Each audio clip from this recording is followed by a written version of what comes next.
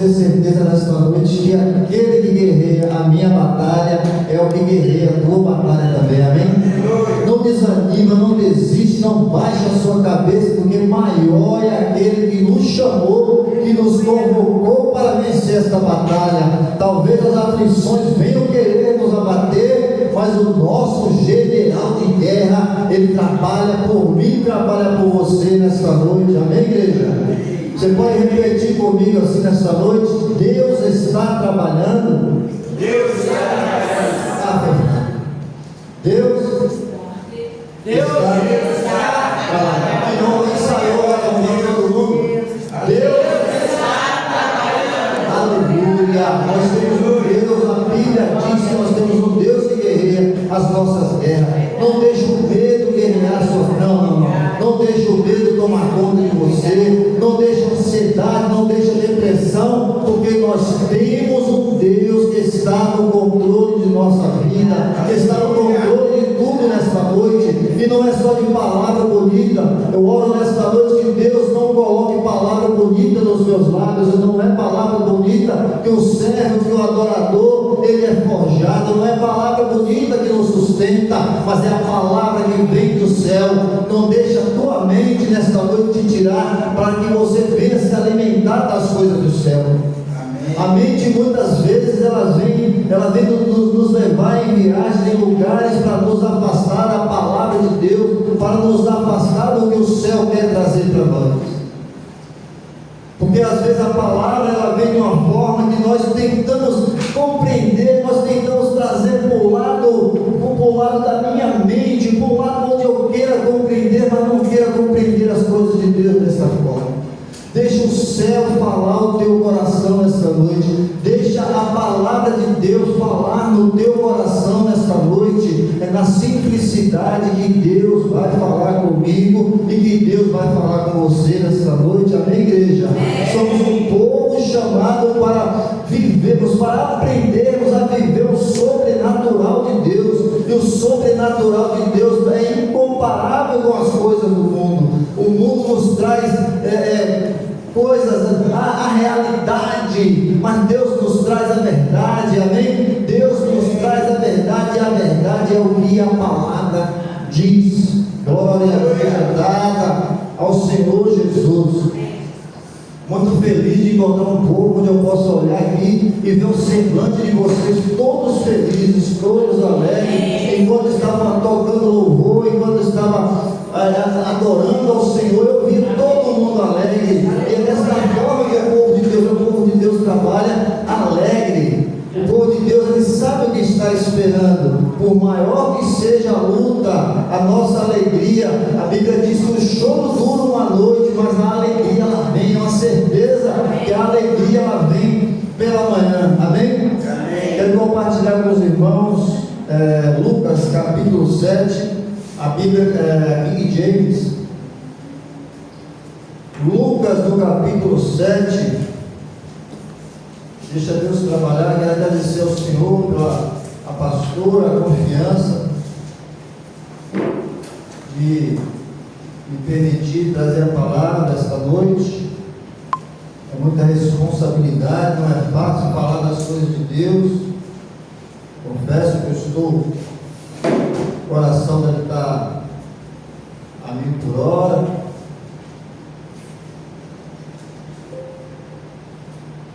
E não é simplesmente ler uma palavra, mas deixar ser um canal na vida da igreja.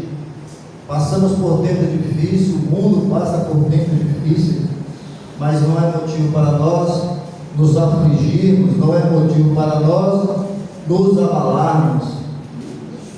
Lucas capítulo 7, versículo 1.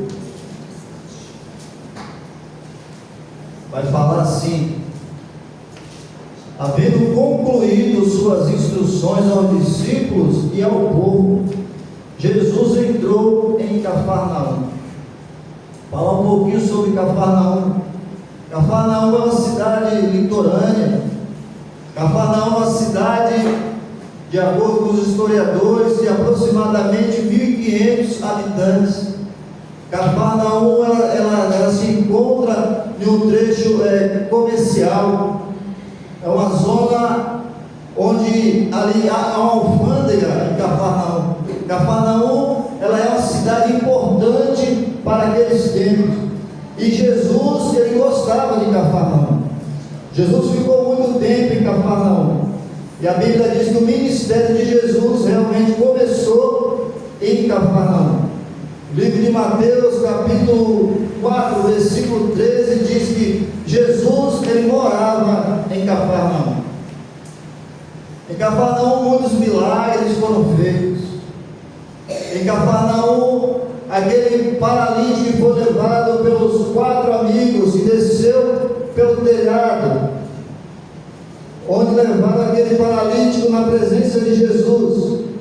Foi em Cafarnaum. Em Cafarnaum, Jesus curou a sogra de Pedro. E agora Jesus está entrando em Cafarnaum. Aleluia. O versículo 2 fala assim: e um servo de um centurião, a quem este muito estimava, estava doente e à beira da morte. Em algumas versões diz que estava quase morto. Centurião, ele é um oficial responsável por 100 soldados ou mais de 100 soldados. Ele é uma autoridade. O centurião, ele é nos dias de hoje, ele é um comandante de uma tropa. E a Bíblia diz que ele tinha um servo que ele muito estimava, que ele muito amava. O 3 fala assim: o centurião havia ouvido falar de Jesus e por isso lhe enviou alguns líderes religiosos dos judeus, pedindo que fosse curar o seu servo. O centurião, ele é um romano, ele é uma autoridade romana. Ele poderia muito bem pedir, mandar Jesus ir curar o servo dele. O que mais me chama a atenção é que, mesmo ele sendo um romano, ele crê que Jesus pode curar o servo dele. E ele pede: vai até Jesus e fala para ele vir curar o meu servo. O 4: então, aproximando-se de Jesus, apelaram-lhe com muitas súplicas: este é um homem que merece que lhe concedas esse favor. Então os judeus chegam perante Jesus, ali esses anciãos são pessoas importantes dali dos judeus, chegam perante a Jesus e falam para Jesus: Jesus, esse centurião, ele é uma pessoa boa. Esse centurião, ele é um homem que ele merece que o Senhor faça essas coisas. E começam a elogiar o centurião para Jesus. Jesus, vai lá. A Bíblia diz que muitos insistiam para Jesus, e Jesus, vai lá, porque ele é uma pessoa boa. Sabe quando nós já passamos por isso, de encontrar pessoas boas que não são crentes? Cada um de nós já passou por isso. Uma pessoa legal, rapaz, que pessoa legal, gente boa demais, mas não é crente. Assim esse centurião. O centurião é uma pessoa boa, e eles elogiam para Jesus, Jesus, vai lá, porque ele é uma pessoa muito legal, e ele estava um servo dele doente. Ele estava um servo dele doente, Jesus, vai lá curar ele. E quando nós vamos falar com muita insistência, porque Jesus, ele era cercado, multidão para todos os lados, muita gente para todos os lados. Onde Jesus ia, tinha multidão, pessoas apertando Jesus daqui e dali, e eles insistem: Jesus, vai lá, Jesus, pois ele trata o nosso povo com elevada consideração. Sim, E ele mesmo construiu a nossa sinagoga. Olha que cara legal. O centurião é legal, ele construiu uma sinagoga para a gente adorar. Ele se fosse construir uma sinagoga para a gente adorar a Deus. E Jesus já havia pregado nessa sinagoga. No livro de Mateus fala sobre isso. Então eles conseguiram. Jesus está indo para a casa desse centurião. Então Jesus seguiu com eles. Mas ao chegarem nas proximidades da residência, o centurião enviou-lhes alguns amigos para lhe entregar a seguinte notícia: Senhor, não te incomodes, porque sei que não sou digno de receber-te sob o teto da minha casa. Por isso, nem mesmo me considerei merecedor de ir ao teu encontro, mas ordena com uma só palavra e o meu servo será curado. Aleluia, Jesus. Se eu fosse colocar um tema nessa mensagem, seria reconhecendo a autoridade de Jesus. Aleluia. O centurião, ele é uma autoridade nessa terra.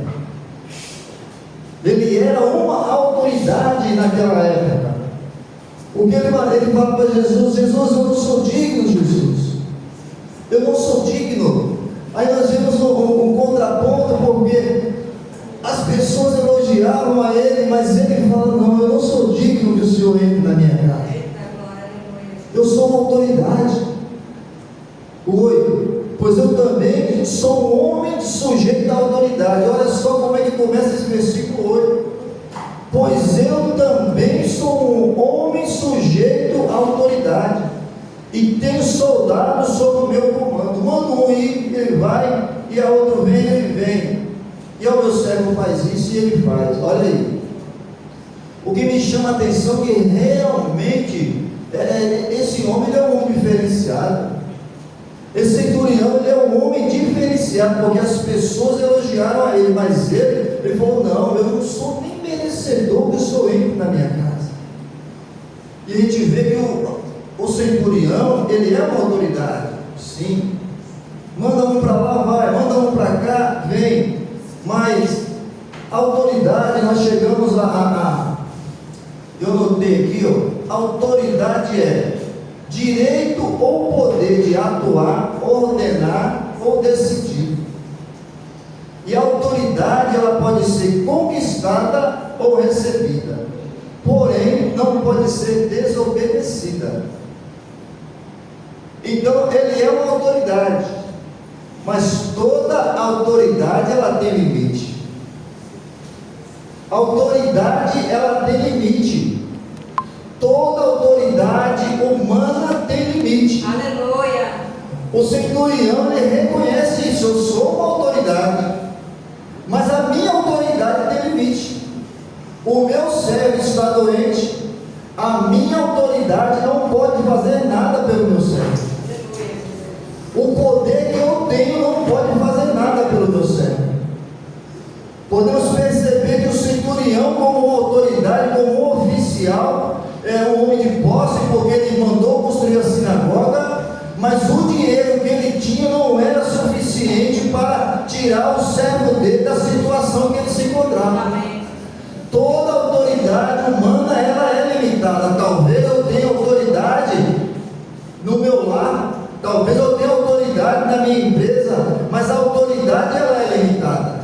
Talvez você tenha autoridade dentro da tua casa, tenha autoridade na tua família, mas a tua autoridade, ela é limitada. Mas nós servimos um que a autoridade dele é ilimitada. Nós servimos um que manda na enfermidade.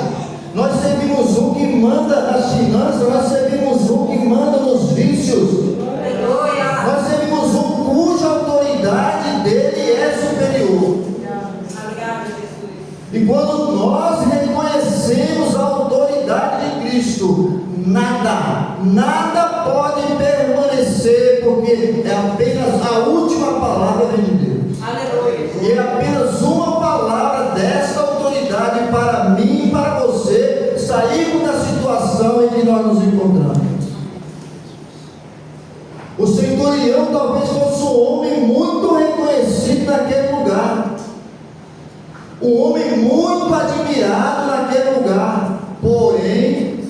a autoridade dele tinha limite. Ele não podia fazer nada pelo servo dele. E reconhecemos também que ele é um homem humilde, porque ele se coloca em uma posição de interceder, de pedir pelo servo dele.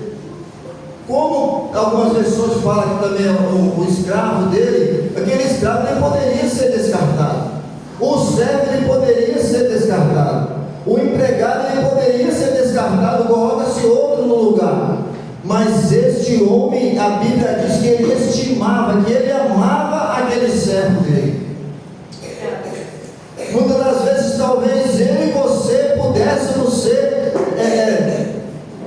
abandonados. Muitas das vezes pudéssemos ser deixados de canto. Mas nós temos um Deus que Ele nos quer, Ele nos ama. Deus ele nos ama de uma tal maneira, de uma tal forma, que a Bíblia diz que Ele amou o mundo de tal maneira que deu seu Filho unigênito para todo que nele crê, não pereça, mas tenha vida eterna. Por isso nós estamos aqui, porque nós cremos nesse Jesus que muda a história, que muda o cativeiro. O centurião, ele ouviu a história de Jesus, porque Jesus está em Cafarnaum. Cafarnaum é o centro, onde todas as coisas acontecem primeiro em Cafarnaum. Sim, porque as embarcações elas chegam em Cafarnaum, as embarcações saem de Cafarnaum, então as primeiras coisas chegam em Cafarnaum e também saem de Cafarnaum. Então milagres aconteciam em Cafarnaum, pessoas que chegaram no navio e embarcam para outra cidade e falam: em Cafarnaum eu vi um paralítico andar. Então as notícias começam a se espalhar. Jesus está em Cafarnaum. Por que Jesus está em Cafarnaum? Porque Cafarnaum é um ponto estratégico, onde Jesus começa a difundir a palavra num ponto estratégico, onde começa a fluir a palavra, onde começa a fluir o ministério de Jesus, começa a crescer, porque Cafarnaum é ponto estratégico. Deus ele vai nos levar em coisas, em pontos estratégicos. E Jesus nesse lugar, ele começa a escolher os seus discípulos em Cafarnaum. Nada na Bíblia, às vezes nós lemos e nos foge, a gente não presta muita atenção, mas é em Cafarnaum que Jesus começa a escolher os discípulos. Os primeiros discípulos em Cafarnaum. Como ali é uma cidade portuária, de acordo com as tradições judaicas, havia um posto de fiscalização, alfândega era naquele lugar. E as tradições judaicas dizem que havia 220 fiscais, cobradores de impostos, ficavam 110 de cada lado. Vocês imaginam esse imposto é só hoje? Era 110 de cada lado. 110. E no meio daqueles 110 está passando um ali em Cafarnaum agora nessa fiscalização. No meio desses fiscais está passando um, se chama Jesus de Nazaré. E Jesus está passando e a Bíblia diz que Jesus avista ali no meio daqueles coletores de impostos. Jesus avista quem? Levi. Jesus avista Mateus e ele chama Mateus. Aí a gente para refletir um pouco nas coisas de Deus, porque tinha 200 e tanto. Por mim, Jesus Cristo não pegou uns 200 discípulos para ele, não. Jesus também de 200 e tanto, Jesus retira um. A nossa mente humana, ela nos faz lembrar, ou imaginar, ou refletir assim, em coisas normais. Mas Deus, ele não trabalha com coisas normais. De 200 ele tira um. E 200 Jesus tirou um. A Bíblia diz que Gideão com um exército com 23 mil homens para guerrear. No meio daqueles 23 homens, pastor, 23 mil homens, a Bíblia diz que Deus ele tira apenas 300 para guerrear. Talvez na nossa mentalidade, por isso eu comecei a falar, não vai na sua mentalidade, não deixa a sua mentalidade te enganar. Na nossa mentalidade, 23 mil homens, e Deus manda ficar só com 300, talvez eu ia pensar, isso não é de Deus. Porque eu tenho 23 mil, vou ficar só com 300. está trabalhando. De 23 mil, vou ficar só com 300. Aleluia. Eita Deus, Ele sabe. O Deus que eu e você servimos, a Bíblia diz que Ele é um Deus que conhece o nosso pensamento, conhece o nosso coração, conhece o nosso deitar, o nosso levantar. O Deus que nós servimos, Ele é mais do que nós imaginamos. Às vezes nós não reconhecemos a autoridade que o Senhor tem sobre as nossas vidas. Nós não deixamos o Senhor agir com a autoridade que Ele tem sobre as nossas vidas.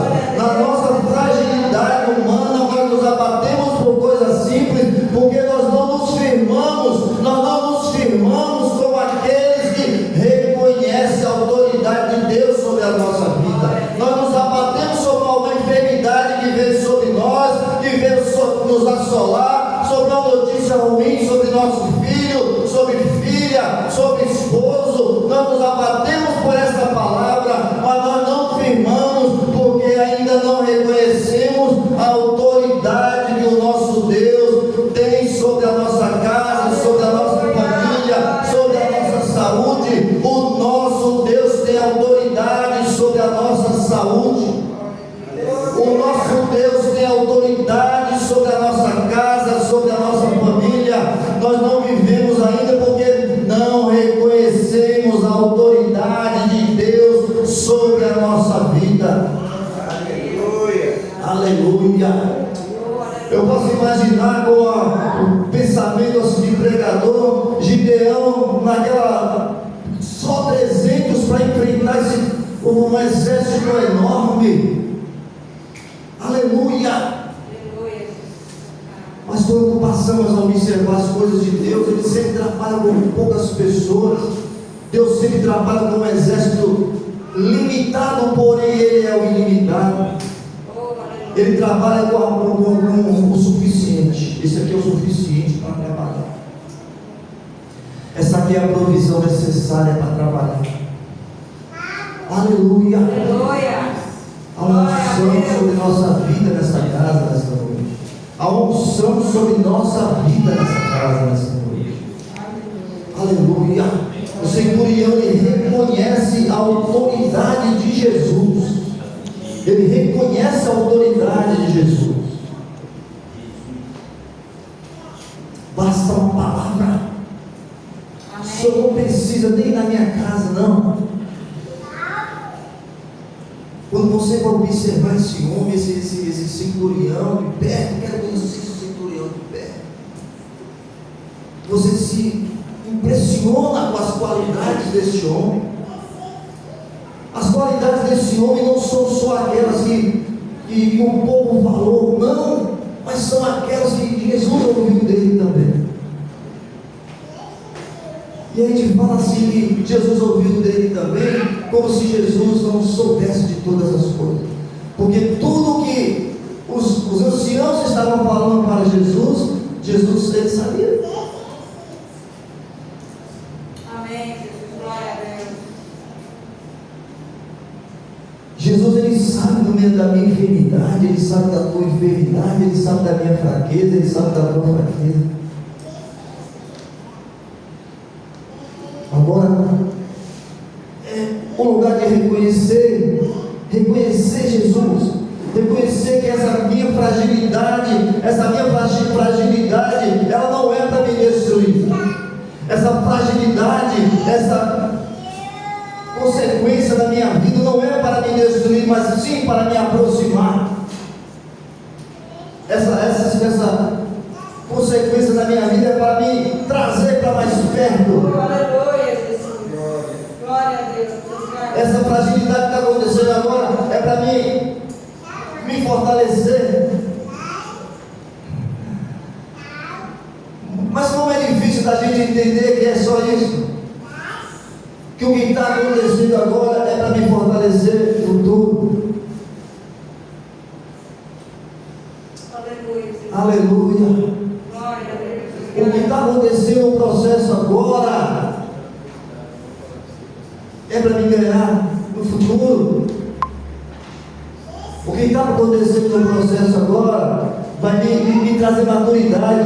E muitas das vezes o processo por qual eu estou passando de reconhecer que Jesus é Deus, que Jesus é a autoridade sobre a minha vida, influi em toda a minha geração. Glória a Deus. Aleluia. Se eu me posiciono durante esse período, esse processo doloroso, a minha geração não vai passar por esse tempo doloroso. A minha geração vai estar firmada no lugar de vencer. Aleluia. Obrigada, Jesus. Nós somos chamados para ser vencedores. Quando nós pegamos essa palavra vencedores, se é para vencer, você vai participar de alguma coisa que você poderia perder. Se eu estou vencendo, se eu vou passar por esse lugar de vencer, é porque eu estou em algo que eu poderia perder. O perder é simplesmente um lugar de posicionamento. Por quê? Porque a estratégia já foi dada pelo Senhor, a palavra já foi liberada pelo Senhor, o posicionamento vai depender de mim. A palavra foi liberada de vencedor para a minha vida, para a sua vida, mas vencer vai depender de mim. A Bíblia diz que eu sou mais do que vencedor e você é mais do que vencedora. Porém, vai depender do posicionamento que você vai vencer. Tudo foi feito na cruz do Calvário. Jesus fez tudo por nós na cruz do Calvário. Está tudo pronto. Mas o posicionamento é que vai me dizer como é que vai ser o final. Se eu reconheço a autoridade de Jesus durante o processo, eu serei reconhecido no final do processo. Eita, glória. Aleluia. Aleluia. Glória seja dada ao Deus Todo-Poderoso. O versículo 9 fala que quando Jesus ouviu a declaração do centurião, Jesus ele ficou muito admirado.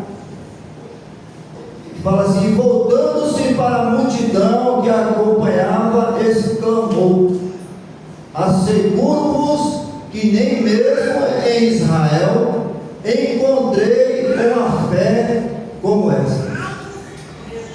A gente vê como é fantástico esse centurião, que até o próprio Jesus ele se admirou com a fé deste homem.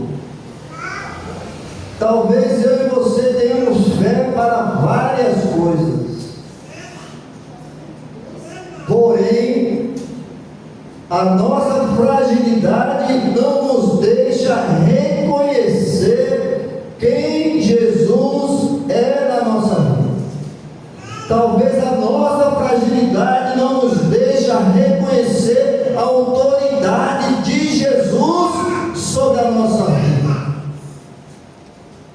Esse homem ele podia pedir qualquer coisa para Jesus, mas ele manda pedir pelo servo dele. Rapaz, é fantástico.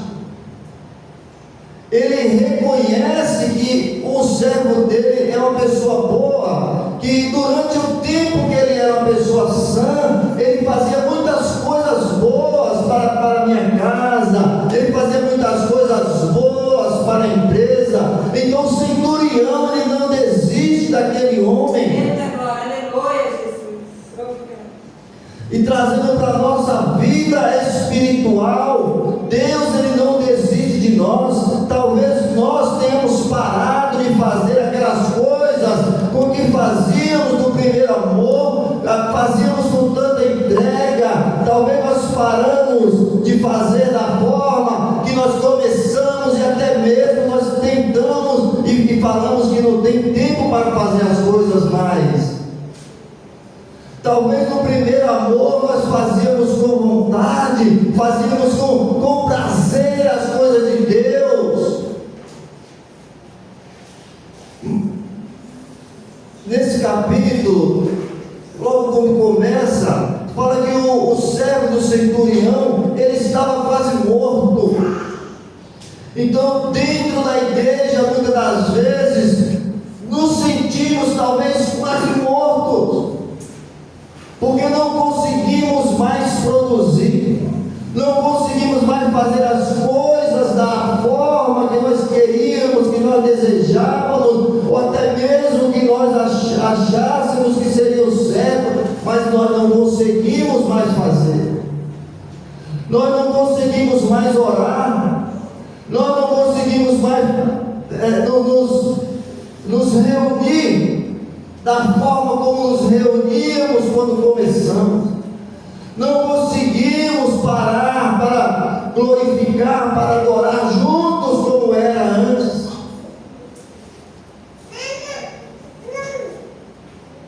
Talvez estejamos igual o servo do centurião.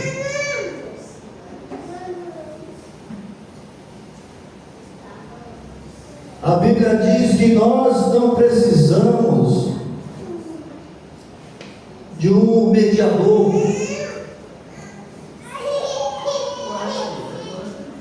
O centurião, ele vai pedir pelo servo dele.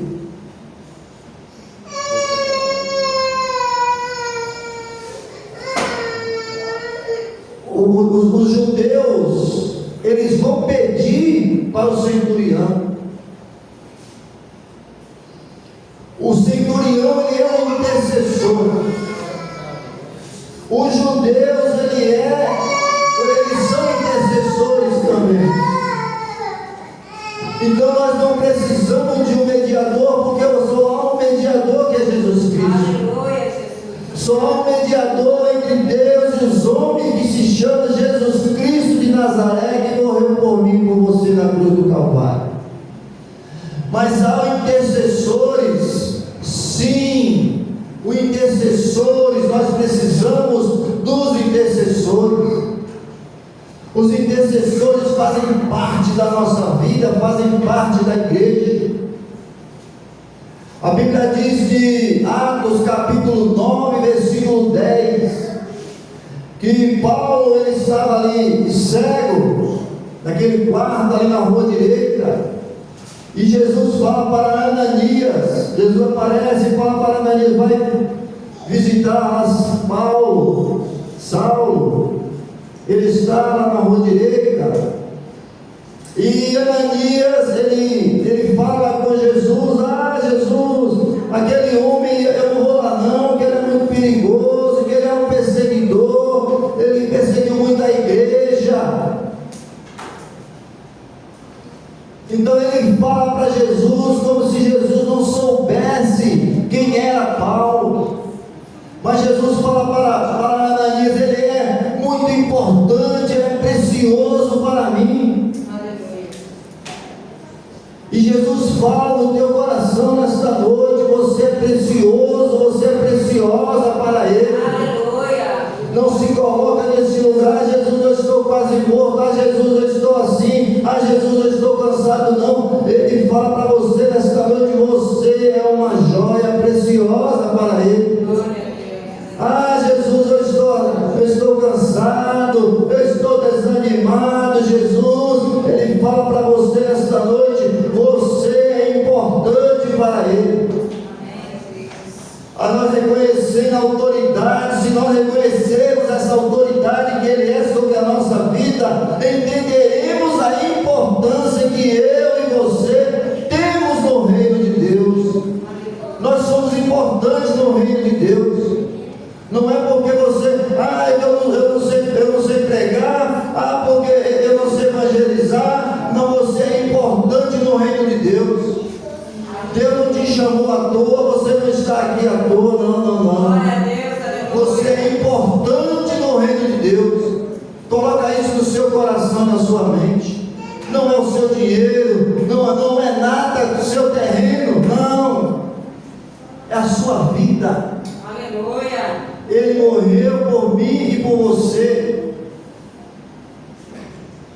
para nós termos vida eterna.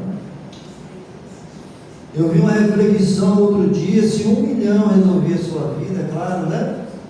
10 milhões resolveria a sua vida, é claro.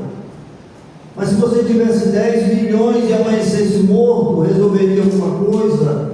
Não resolveria nada. Então a sua vida, ela vale mais do que 10 milhões. E você está triste ou desanimado porque está doente, ou porque tem boleto para pagar, ou porque o filho aconteceu alguma coisa, você está desanimado por isso? A sua vida vale muito. Glória. Amém, igreja? Glória. A sua vida vale muito, você é precioso. Levanta a cabeça e anda. Você tem um Deus que guerreia as suas guerras. A minha Bíblia está escrito que Ele nunca perdeu uma batalha. Ele nunca perdeu uma batalha. Talvez você fale, está acontecendo isso, mas se Ele está na direção e você reconheceu a autoridade, Ele está nesta batalha e você não vai perder. Você não vai perder. Aleluia. Reconhece essa autoridade dele sobre a sua vida, sobre a sua saúde, sobre a sua casa, sobre a sua família. Aleluia. Glória a Deus. O centurião, ele reconhece Jesus. Eu não sou digno nem do Senhor na minha casa. O Senhor não precisa ir na minha casa, não. Apenas uma palavra que o Senhor der, meu servo vai ser curado, Paulo. Foi dessa forma. Apenas uma palavra que o Senhor der e o meu servo vai ser curado. Aleluia.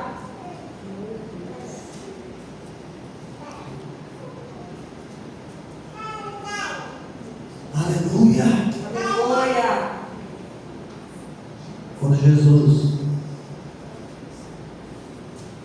libera essa palavra, essa mesma história que é contada também em Mateus capítulo 8, versículo 5. Mateus me deu a direção de Lucas. No capítulo 8, versículo 5. O diálogo é entre o centurião e Jesus.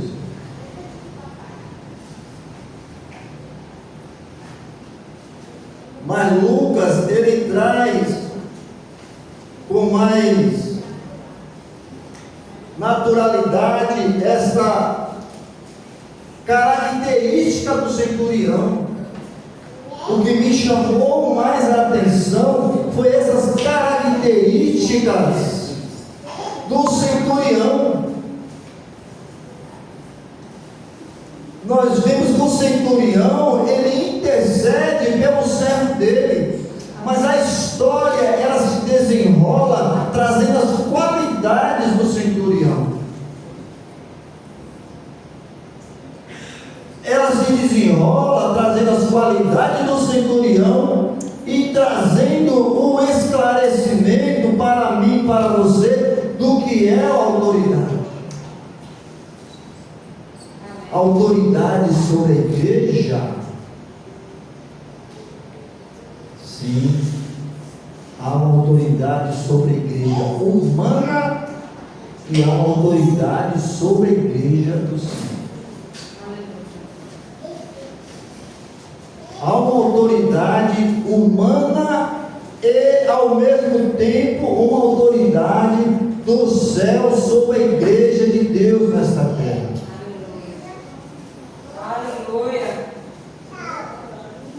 Nesse intermédio, o 10 fala assim, ó, e aconteceu que os homens que haviam sido enviados retornaram para a casa do centurião e ao chegarem lá, encontraram o servo dele totalmente curado. Nesse intermédio que Jesus liberou a palavra, quando eles chegaram em casa, o servo já estava curado. Imagina só a alegria do centurião. O centurião estava lá em casa, né? O centurião, ele estava junto lá. Porque ele falou: eu não sou digno de se ouvir na minha casa. Então, quando os enviados chegam na casa para falar com o centurião, a alegria dentro da casa já está formada. Porque quando Jesus liberou a palavra, pastora, quando Jesus liberou a palavra, a cura foi para dentro daquela casa e a alegria dentro daquela casa também. Glória a Deus. Porque uma pessoa doente, ela deixa todos tristes, todos passam pelo aquele período de aflição. Mas a alegria, ela é contagiante. A alegria, ela contagia o ambiente. Aleluia. Por isso que nós cristãos, nós vivemos alegres, porque o ambiente interno, ele é alegre constantemente. Dentro de nós jorra uma alegria. Dentro de nós tem uma alegria que a gente não pode explicar essa alegria que está dentro de nós. Dentro de nós tem uma alegria que só o Espírito Santo que traz em nós e nos deixa pulando. É uma alegria que contagia, onde as pessoas falam: como é que essa mulher está desse jeito tão alegre? Como é que esse homem está tão alegre desse jeito? Não sabem, ou talvez conhecem alguma circunstância que você está passando, porém não conseguem entender a alegria que você está vivendo, porque só quem entende essa alegria é quem entende, quem tem relacionamento com o Espírito, é quem reconhece a autoridade do Pai. Aleluia. A alegria do Espírito Santo, ela não é explicável, não consegue se explicar. Por que está tão alegre? Só quem tem relacionamento sabe falar. Aleluia. Então, quando nós reconhecemos essa autoridade do Senhor sobre a nossa casa, sobre a nossa família, essa alegria, ela é automática. O Espírito vem sobre nós e nos direciona, e nos leva para um lado e nos leva para o outro, mas não é como o vento sopra para um lado e para o outro, e a gente não sabe para onde vai como uma folha seca, não. Nós nos movimentamos ou nos movemos de acordo com o Espírito, a partir do momento que nós reconhecemos a autoridade de Deus. Glória a Deus. O centurião, ele reconheceu a autoridade de Jesus. Não, a sua autoridade é diferente. Eu sou autoridade, mas essa sua aí é diferente. Aleluia. Aleluia. Amém? Glória a Deus. Hoje é um dia especial, né? De ceia do Senhor. Obrigada. Glória a Deus.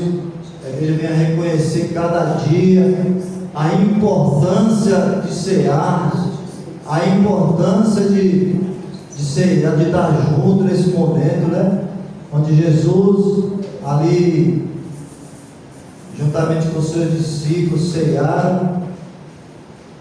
E a gente pode reconhecer que naquele período ali, se fosse qualquer um de nós, tendo o conhecimento que Jesus tinha a respeito do que ele seria traído, não seria daquela forma que terminaria aquela ceia. Porque Jesus, mesmo sabendo que Judas iria trair, a ceia aconteceu. Aleluia. E nós estamos aqui nessa noite, nós temos o privilégio de cear. Nós temos o privilégio de reconhecermos o corpo de Cristo. Aleluia.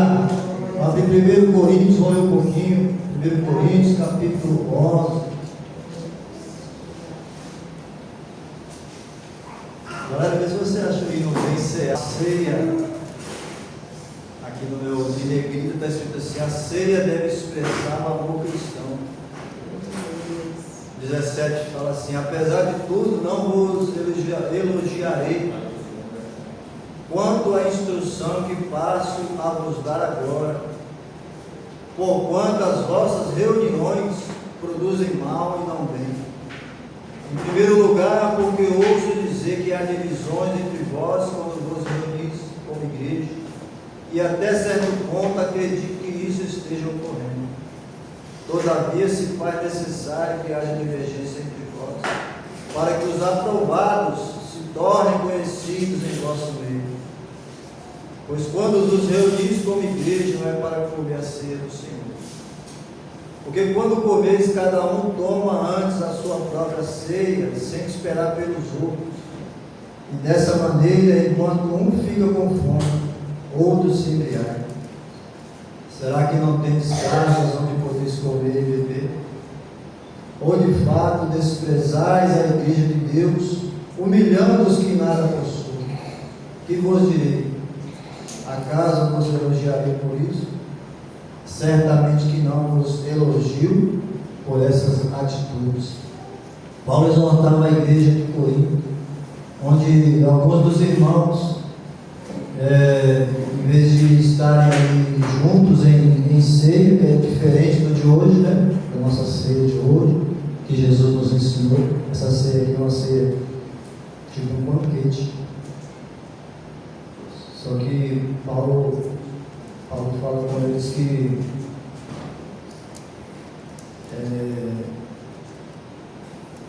eles estão extrapolando tudo, confundindo as coisas.